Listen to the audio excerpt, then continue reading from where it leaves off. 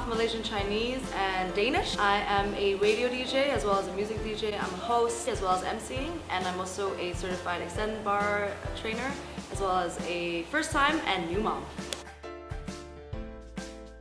Okay, so I have a tiger mom. So all I did my whole life since I was born was as normal Asian kids do. So for me, when I started learning classical piano, I was only 5, and my mom was very persistent with it. It was really, really annoying because back then, when you're younger, you just want to play. But now I'm very thankful because now I can read notes. I am someone that's very musical because I've grown up with music my whole life, and also because my mom and dad used to listen to music all the time, and I think that affected me. So with Sophia, I'm doing the same, and I think that matters as well. So for me, music has been a big part of my life, and therefore being now an adult and searching for something to do that has to do with passion and interest, music was definitely a big part of my life. I've worked hard for it, and I feel like I've put a lot of work into what I do, and I feel like I deserve to have a place in the music industry when it comes to music right now. So it was like two different, like if you see two people looking at each other, it's like one is crying for happiness and the other one is crying because like damn worried and I'm not sure if this is the right thing to do. I was the one that was confused. I would say that's a better word. I'm not unhappy, I'm just confused and I wasn't sure if it was the right timing. I would say, I'm going to be very honest, it wasn't planned, but I think everything happens for a reason. We just let it happen if it happened, and it did. I think when it comes to pregnancy, this whole thing about being ready, you're never ready. But yeah, it went well. I had a good pregnancy than others.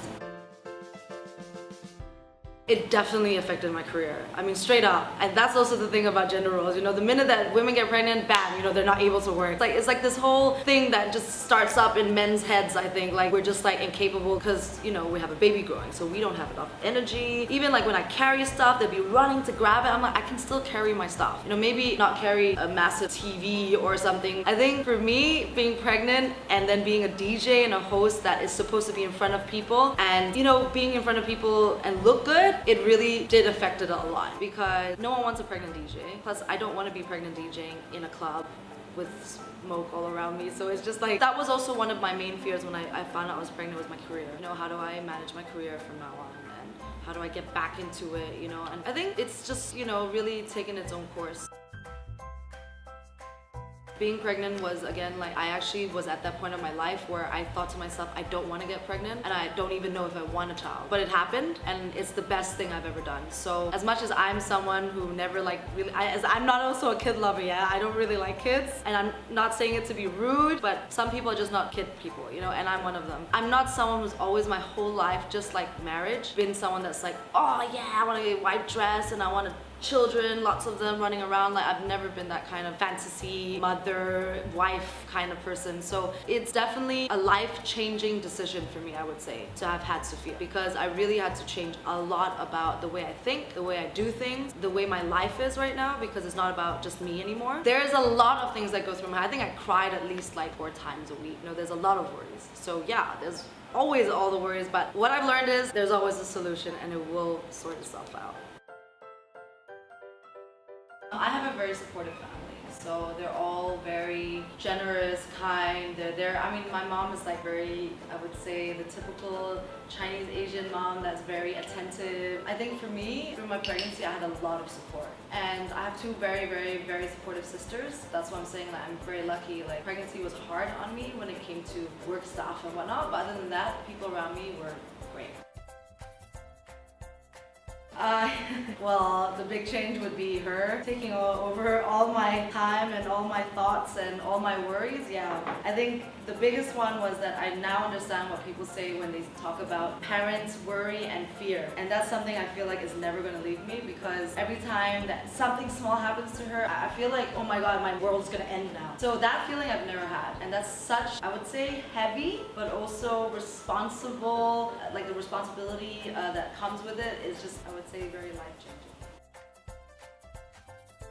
Well, I think that it's hard not to include her. Not to say that I get why you can, because like you see people like Blake Lively and Ryan Reynolds. I can see how they do it. They didn't show photos of their babies at all. But it will come out, you know, like at one point it will be shared. I don't know, for me I think that that's also very smart of them when it comes to publicity in some way in the field of work that we do. But for me, I think she's a big part of my life, so I don't want to hide her. Of course I'm going to share her, because what I share on my social media is what I stand for. So to not have her part of that it would not feel natural.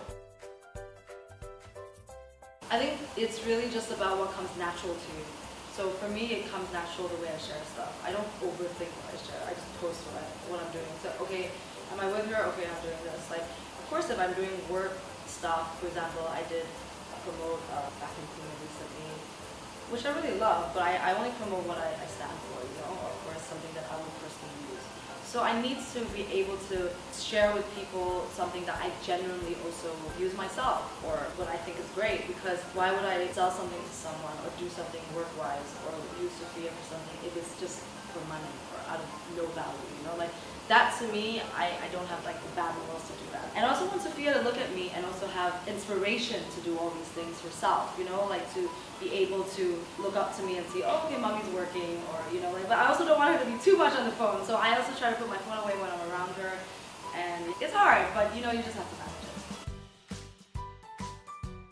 I would say that I'm looked at probably at a different light now. I'm like more of like a mother role than before, where I was doing like FHM covers and, you know, more of the sexy stuff. And that's just me being very honest in what I was doing, because it's true. But I think that there is always a transition, no matter if you become a mom or not, you know. It's just the way life takes its course. So in some sense, when it comes to work, I feel like people have been really accepting. I think the struggle for me would be, again, knowing how to balance things and also knowing how to let loose, you know, knowing how to still have your life with your friends, for yourself, knowing how to take care of yourself and feeling okay about it, because your baby is not gonna hate you for it, you know, like, because you need to not be there 24/7 with your child. I also think that's unhealthy. That is the biggest struggle for me in motherhood, knowing how to not feel guilty about something that I feel like society kind of also puts on you. There's a lot of moms out there that just 24/7 with their children. So for them, they think that we're wrong. To have all these mothers and all these people having different opinions and attacking me, I think that that's very harsh stage to enter as a mom, because there's so many opinions, there's so many people who do things differently, and no one's right. All children are different, all moms are different, and all cultures and religions are different, so of course we're going to do things differently. So for me, it's really been the hardest thing to really find myself in the process of becoming a mom without feeling the pressure from other people, mostly from myself. I grew up really fast suddenly the last 2 years, I would say. I am terrible when it comes to all this like reading up on stuff, and I'm the last one, the kind of person, if something happens, I won't even sometimes read it because I don't want to read it, because a lot of stuff comes up on the internet that is not true, and it just makes you more paranoid as a parent. I try my best to learn from listening to people who are experienced. So that would be my mom or my friends who have kids, rather than reading up on factual stuff. So reading a book about a child, I don't feel like that can really fit, because all children are different, you know, all children have different immune systems, all children have different ways of growing up, so I feel like you can't really pinpoint on how to read about parenting. Yes, fact, but not parenting. So I'm the type that learn from my mistakes, and then I listen to advice from other people.